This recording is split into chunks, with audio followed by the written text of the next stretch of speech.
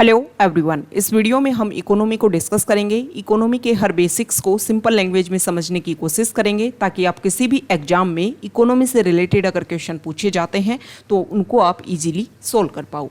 तो चलो स्टार्ट करते हैं। वीडियो को स्टार्ट करेंगे इकोनॉमी की डेफिनेशन के साथ में कि इकोनॉमी में हम किसके बारे में स्टडी करते हैं। आपके पास पैसा होता है, आप मनी दे करके या तो गुड्स खरीदते हो या फिर आप सर्विसेज लेते हो।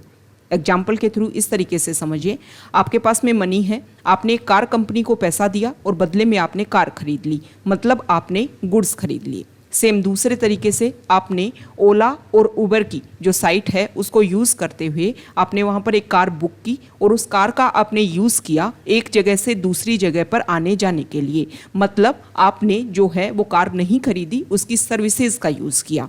तो इस तरीके से पैसा देकर जब गुड्स और सर्विसेज ली जाती हैं तो उनको इकोनॉमिक गुड्स या फिर इकोनॉमिक सर्विसेज के नाम से जानते हैं। दूसरे एग्जाम्पल से आप इस तरीके से समझिए, आपने मनी दिया किसी कंपनी को, मोबाइल फ़ोन कंपनी को, और आपने फ़ोन खरीद लिया, मतलब आपने इकोनॉमिक गुड्स खरीद लिए। दूसरी, जो फ़ोन में जो सिम आप यूज़ कर रहे हो उन सिम कंपनी को आपने पैसा दिया और पैसा देकर के आपने फ़ोन में रिचार्ज किया, सिम में रिचार्ज किया, और फिर वो जो कंपनी है जिसकी आपके पास में सिम है उसकी टेलीकम्युनिकेशन सर्विसेज का आपने यूज़ किया और आपने किसी से कॉल पर बात की। तो पहले में आपने फ़ोन जो ख़रीदा वो आपने इकोनॉमिक गुड्स लिया और दूसरे में आपने जो मनी दे करके जो सर्विसेज ली उसको बोलते हैं इकोनॉमिक सर्विसेज। तो इस तरीके से इकोनॉमिक गुड्स और इकोनॉमिक सर्विसेज के साथ में मिलकर के जो इकोनॉमिक एक्टिविटीज़ जो होती हैं उनको ही, उनकी स्टडी को ही बोलते हैं इकोनॉमी। तो ये है इकोनॉमी की डेफिनेशन और इकोनॉमी में हम इसके बारे में ही स्टडी करते हैं। अगर हम मैक्रो लेवल पर देखें तो पूरे वर्ल्ड में दो तरीके की इकोनॉमी पाई जाती है, या तो कम्युनिज्म या फिर कैपिटलिज्म। कम्युनिज्म क्या होता है, सिंपल लैंग्वेज में आप समझो, कम्युनिज्म में जो ये होता है कि वहाँ पर कंट्री दोनों जगह है, दोनों जगह स्टेट हैं, दोनों जगह गवर्नमेंट है। यहाँ पर जो है वो सब कुछ गवर्नमेंट के हाथ में होता है, स्टेट के हाथ में होता है। यहाँ पर लोगों को जितनी ज़रूरत होती है उतना डिस्ट्रीब्यूशन होता है, मतलब रिसोर्सेज के ऊपर गवर्नमेंट का कंट्रोल होता है कम्युनिज्म में।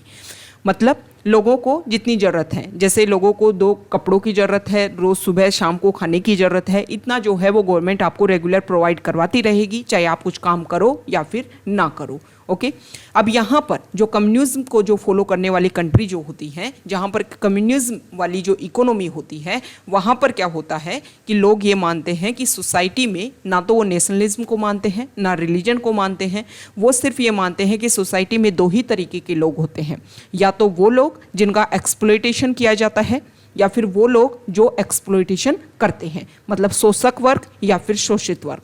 2 तरीके के लोग होते हैं और ये दो तरीके के जो लोग हैं इसमें जिनका शोषण किया जाता है, जिनका एक्सप्लॉयटेशन किया जाता है, उनको एक तरीके से वायलेंट रिवॉल्यूशन करनी चाहिए, और जो लोग एक्सप्लॉयटेशन कर रहे हैं उनको भी उनसे जो भी मनी है उनको स्नैच करके अपने इक्वल करने की कोशिश करनी चाहिए। इस तरीके के तरीके में बिलीव किया जाता है कम्युनिज्म वाली इकोनॉमी में। ओके, अब कैपिटलिज्म की हम बात करते हैं। कैपिटलिज्म में जो भी रिसोर्सेज आपको मिलेंगे, जो भी आपको मिलेगा वो आपके मेरिट के बेस पर मिलेगा।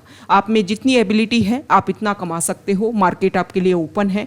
यहाँ पर जो इकोनॉमी है वो डिमांड और सप्लाई के अकॉर्डिंग चलती है। जितनी डिमांड है जितनी सप्लाई है उसी के अकॉर्डिंग जो इकोनॉमी है उसको बैलेंस किया जाता है। यहाँ पर प्राइवेट सेक्टर होता है, इसमें सभी लोग जो हैं वो इन्वेस्ट कर सकते हैं, जिसमें जितना माइंड है, जिसमें जितनी एबिलिटी है वो इस तरीके से खरीद सकता है। यहाँ पर अगर कुछ भी गलत होता है कैपिटलिज्म में तो यहाँ की इस इकोनॉमी को फॉलो करने वाले लोग ये मानते हैं कि एक प्रोसीजर को फॉलो किया जाना चाहिए, मीन्स जैसे कॉन्स्टिट्यूशनलिज्म, इन सभी को फॉलो करके ही जो प्रॉब्लम है उसके सोल्यूशन पर काम किया जाए। ओके, तो यहाँ पर जो रिसोर्सेज होते हैं उन पर गवर्नमेंट कंट्रोल होता है। यहाँ पर जो रिसोर्सेज होते हैं वो ओपन होता है सभी के लिए, जिसमें जितनी एबिलिटी वो इतना कमा सकता है। अब दोनों के लिए हम देखेंगे एग्जाम्पल कि कौन सी को फॉलो करने वाले, कौन सी इकोनॉमी को फॉलो करने वाले कौन से कंट्री हैं। सबसे पहले कम्युनिज्म के एग्जाम्पल हम देख लेते हैं। रशिया, 1917 में रशिया में एक रिवॉल्यूशन हुआ था, बोल्शेविक रिवॉल्यूशन, जिसको लीडरशिप दी थी लेनिन ने, और उसके बाद में रशिया, जिसको पहले यूएसएसआर के नाम से जानते थे, वहाँ पर जो कम्युनिज्म है, कम्युनिज्म वाली इकोनॉमी जो है वो एस्टेब्लिश हो जाती है। लेकिन 1991 में जब डिसइंटीग्रेशन होता है यूएसएसआर का, तो उसके बाद में जो रशिया है उसने कैपिटलिज्म को फॉलो करना स्टार्ट कर दिया। चाइना की बात आती है, 1 अक्टूबर 1949 को कम्युनिस्ट रिवॉल्यूशन होता है चाइना में और माओ तसे तुंग जो हैं वो उसको लीडरशिप देते हैं। लेकिन चाइना ने पहले कम्युनिज्म को फॉलो किया, लेकिन 1978-79 में वहाँ पर इकोनॉमिक रिफॉर्म्स स्टार्ट हो गए थे। मतलब हमारे इंडिया में जो 1991 में जो स्टार्ट हुआ काम वो चाइना में इतने समय पहले ही स्टार्ट हो गया। और उसके बाद में चाइना जो है आज भी अगर हम बात करें पॉलिटिकल बेसिस पर, तो पॉलिटिकल बेसिस पर चाइना कम्युनिज्म है, और अगर हम बात करें इकोनॉमी के बेसिस पर, तो इकोनॉमी के बेसिस पर चाइना जो है वो कैपिटलिज्म को फॉलो करता है। ओके, अब बात करते हैं ईस्टर्न जर्मनी की। वर्ल्ड वॉर सेकंड के बाद में जर्मनी जो है वो 2 पार्ट में डिवाइड हो गया। वेस्टर्न जर्मनी जो है वो उसने कैपिटलिज्म को फॉलो किया और ईस्टर्न जर्मनी में कम्युनिज्म को फॉलो किया गया। लेकिन 1989 में जो एक वॉल बनाई गई थी दोनों जर्मनी का सेपरेशन करने के लिए, उसको गिरा दिया गया और दोबारा से ईस्टर्न जर्मनी और वेस्टर्न जर्मनी का एक तरीके से दोबारा से कोलैबोरेशन हो गया। और उसके बाद में जो जर्मनी है उन्होंने कैपिटलिज्म को ही फॉलो किया।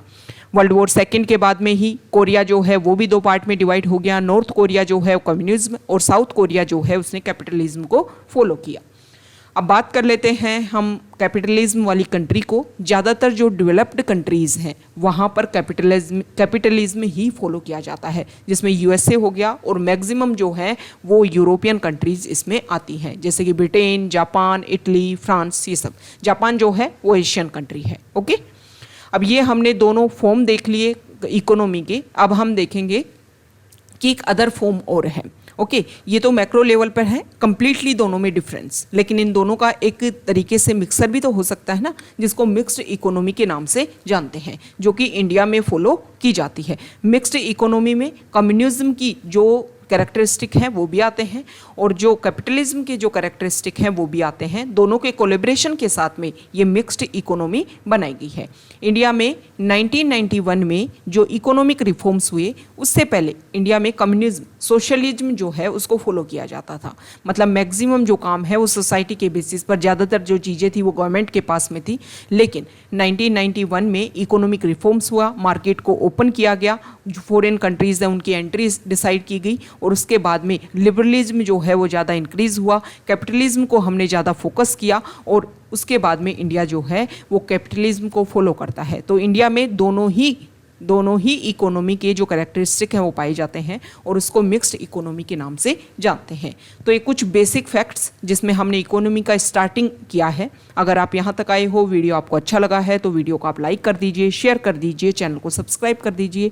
नीचे टेलीग्राम चैनल का लिंक दिया हुआ है डिस्क्रिप्शन बॉक्स में, वहाँ जा कर के भी आप सब्सक्राइब कर सकते हो। हमारा अदर स्टैटिक पार्ट भी है, पॉलिटी, ज्योग्राफी, हिस्ट्री, इससे रिलेटेड, उनको जा कर के भी आप व्यू कर सकते हो। Okay, thank you.